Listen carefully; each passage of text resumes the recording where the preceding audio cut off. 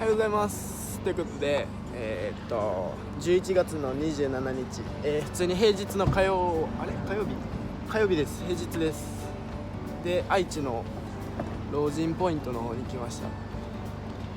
なんか本来は台風が来るはずで波がでかいはずやったんですけど、さすがにこの時期は近寄れんくて消滅していきました。ということで小波です。でもちょっとうねり残ってて、そこまでめっちゃちっちゃくないんで、多分腰腹ぐらいはあるんで全然乗れそうかなって感じなんで、なんとかできますね。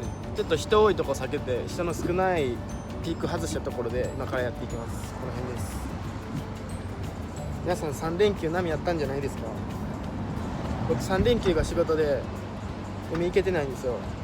みんなが海行ってる間に仕事をしてました。で、火曜だけ1日休みあるって感じです。そういやインスタ始めたんで、せきとくんで検索して見てください。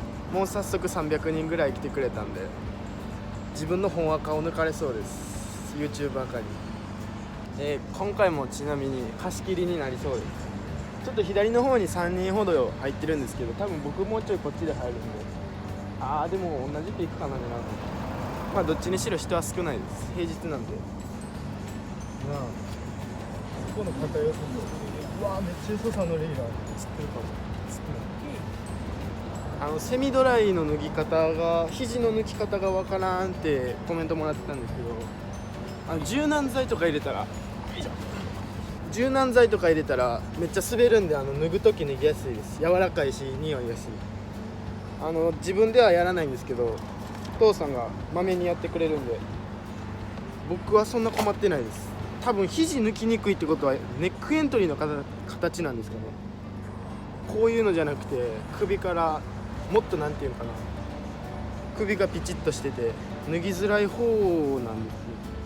やったら空気入れてあげて、でここで溜めて、この溜まったここで抜いてあげたら多分脱ぎやすいと思います。